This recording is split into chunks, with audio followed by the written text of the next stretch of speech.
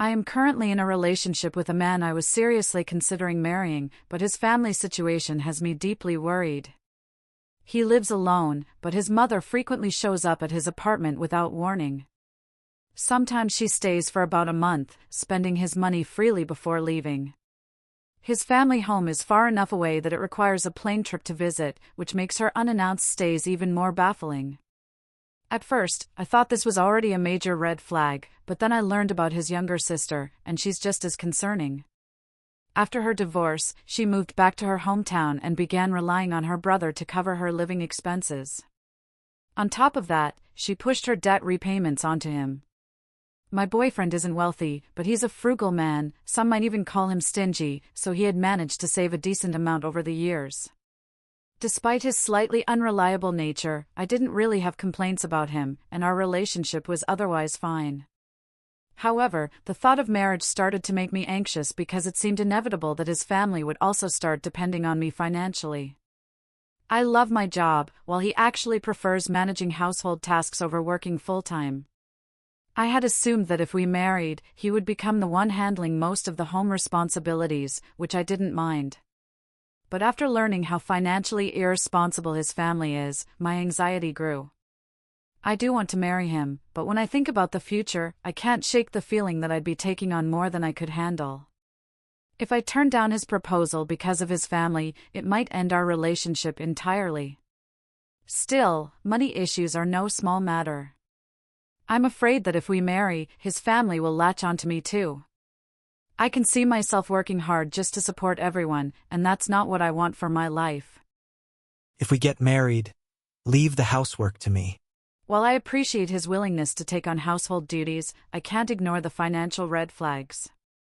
The thought of being tied to a family like this for life leaves me unsure if marriage is the right move.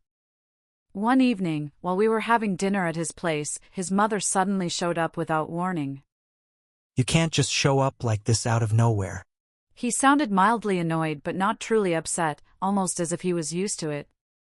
I chatted with her for a bit, and she proudly said her son was a good man because he regularly sent her money to help out. She explained that every couple of months, he sent around 500 to 700 euros, and that families should help each other when times are tough. At first, I thought it was admirable.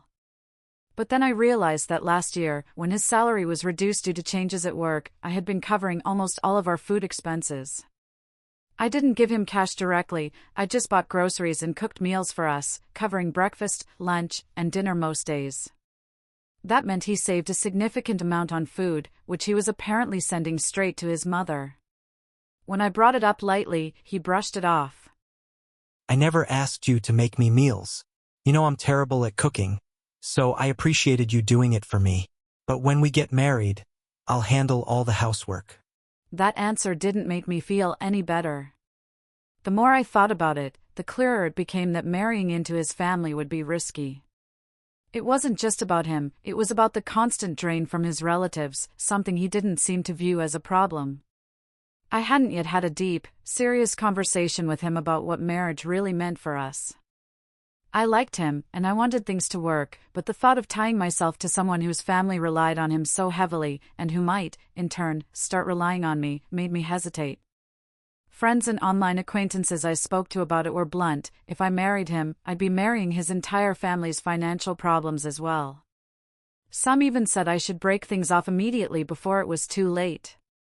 I don't want to throw away a good relationship, but it's hard to imagine a happy future when I can already see the trouble coming. I started paying closer attention to how often he interacted with his family and how casually money flowed from him to them.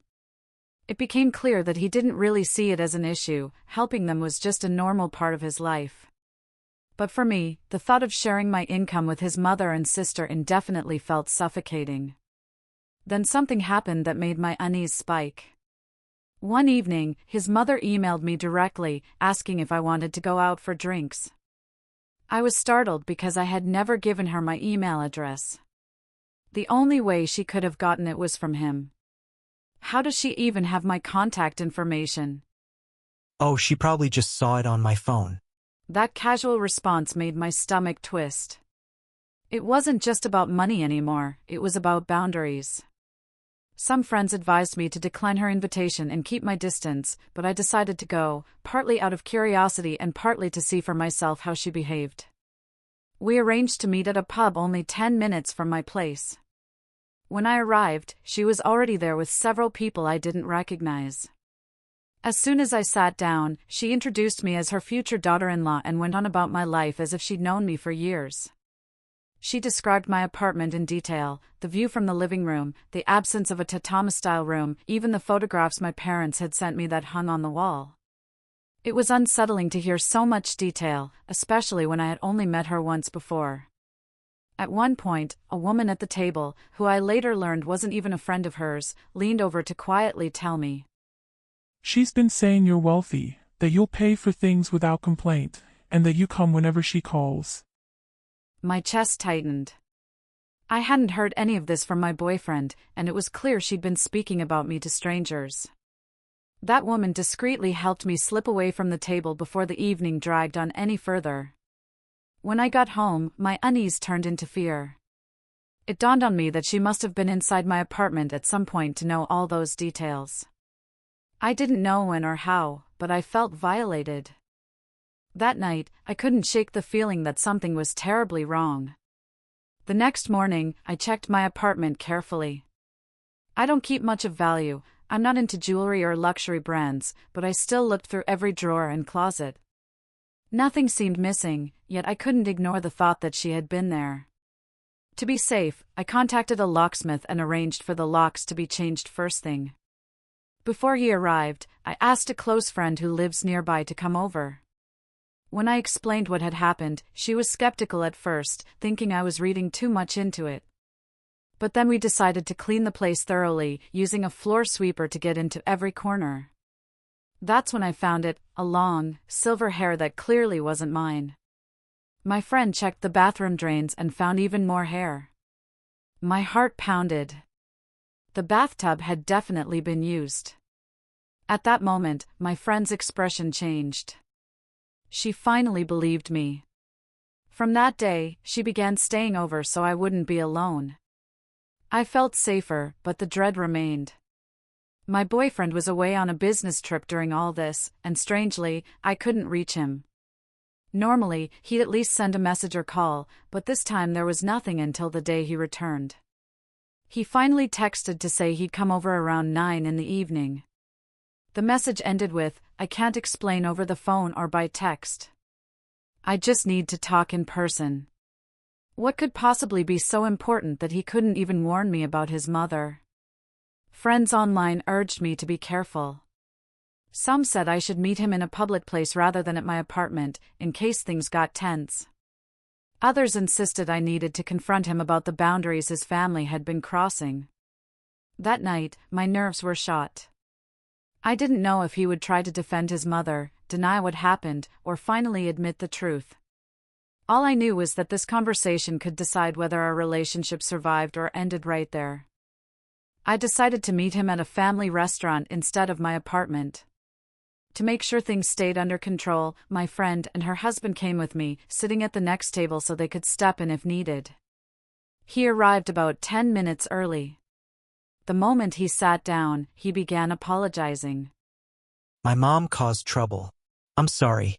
She must have taken your contact info from my phone without asking. I know she called you out late at night, and I'm really sorry for that. You could have apologized over the phone or by email. Why didn't you contact me while you were away? He stumbled over his words, saying something vague about wanting to apologize in person. But when I brought up the pub incident, how his mother had been drinking with strangers and seemed to have invited me just so I'd pay, his face shifted from surprise to a kind of resigned "oh." Then he muttered more apologies.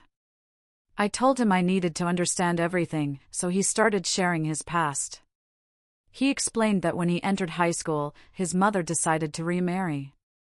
Her new husband didn't want to take in an expensive teenager, so she moved away with his younger sister, leaving him behind. He finished school while working nights and later got his own place. From that point on, his mother often contacted him for money, claiming it was for his sister's education or living costs. Whenever he refused, she accused him of being ungrateful. Eventually, he stopped resisting and just sent her money. She's had a hard life. I just can't turn her down when she asks for help. While I could understand his feelings to some degree, I couldn't ignore that this pattern had continued for years, and now, it seemed, she was starting to involve me in it. He went on to explain that during his recent business trip, his mother had called him complaining that I had left the pub early and embarrassed her in front of her companions. She told me to make sure you're better trained. That's why I wanted to apologize in person. I didn't want this to turn into a bigger fight. That choice of words, trained, made my skin crawl. I asked where his mother was now, and he said she had gone home, disappointed that we couldn't become a normal family because of me. At that point, I was about to respond when my friend, who had been quietly listening from the next table, turned around and addressed him directly. Why didn't you warn her the moment your mother contacted you? If you were truly concerned, you could have protected her from the start. He tried to say he didn't want to air family shame in front of me, but my friend pressed on, pointing out that he already knew his mother had a habit of taking advantage of people financially. Despite that, he had allowed her to know personal details about me, including my parents' supposed wealth and the apartment I lived in. When asked how his mother knew so much, he claimed she had simply made assumptions. But my friend wasn't buying it. She didn't just assume. Someone gave her details. And that spare key, don't tell me she magically got it without your knowledge. She made the key herself while I was in the shower. I never gave it to her. I sat there stunned, listening to him talk about these serious breaches of trust as if they were minor inconveniences. When he shifted the conversation to say, "This is our problem to solve together," I felt physically ill. I picked up my glass of water and threw it at him without thinking. "You make it sound like this is some small misunderstanding. It's not. Your mother has violated my home, and you've allowed it to happen." At that moment, my friend's husband revealed that he had been recording the conversation. He calmly told my boyfriend that what had happened was serious, potentially criminal, and that pretending it wasn't was only making it worse. With the recorder still running, my friend's husband asked the question that had been hanging in the air since the beginning. When exactly did your mother start going in and out of her apartment? And how many times has it happened? My boyfriend hesitated, fumbling for words. At first, he tried to claim it was just once and very recent. Then he admitted that yes, she had been inside without permission, but insisted it was no big deal because I didn't keep much of value. She promised she won't do it again, and nothing was stolen. I didn't want to upset you, so I didn't say anything. I love you. I just didn't want you to feel uneasy. Hearing him frame it as if his secrecy was an act of love made my stomach churn. I could feel my friend next to me getting ready to tear into him, but I raised my hand to stop her. "You've already upset me far more by hiding it. This isn't about love, it's about respect and safety, and you failed at both." I stood up, paid for my share, and walked out with my friends. I didn't trust myself to stay another second. That night, I stayed at their place again, too unsettled to be alone in my apartment. I thought about everything, the boundary violations, the money drain, the lack of real accountability. Even if his mother disappeared from the picture tomorrow, I no longer trusted him. The next morning, I started making practical moves. I confirmed with my locksmith that the locks were secure. I checked my bank accounts and confirmed no unauthorized charges. I also froze my credit cards just to be safe. As I sat with my coffee in my friend's kitchen, I realized something with absolute clarity: there was no saving this relationship. He might not see his mother's behavior as a problem, but I did, and it was one I was no longer willing to live with. Over the next couple of days, I ignored his calls and messages while I thought through my next steps. Friends and people online had been unanimous: break up now, before things escalate. They reminded me that if his mother could walk into my apartment before marriage, nothing would stop her afterward, and she'd have even more leverage over him. Some suggested involving the police or a lawyer, especially since I had proof of unauthorized entry. I reached out to a friend who knew an attorney, just to get an idea of my options. He confirmed that with the recording and the evidence of a copied key, I had grounds to take legal action if she kept contacting me. "If it comes to that, I'll file a report." but I'd rather just end this and move on. When I finally agreed to meet my boyfriend one last time, I made it clear it would be in a public place and that my friends would be nearby. He looked genuinely shocked when I told him I couldn't continue the relationship. You're overreacting. My mom's not perfect, but she means well. I thought you loved me enough to understand. Love doesn't mean tolerating disrespect and feeling unsafe in my own home. You allowed this to happen, and you still don't see the problem. I walked away without looking back. The weight on my chest lifted with each step. By the time I got home, I felt lighter than I had in weeks. That night, sitting in my secure apartment with a warm cup of tea, I realized I had been dangerously close to marrying into a lifetime of chaos and financial drain. Breaking up wasn't just the right choice, it was the only choice. I'm sharing this here so that anyone in a similar situation knows, love is not enough to overlook major red flags, especially when they involve your safety, your boundaries, and your financial well-being. Sometimes, the most loving thing you can do for yourself is to walk away.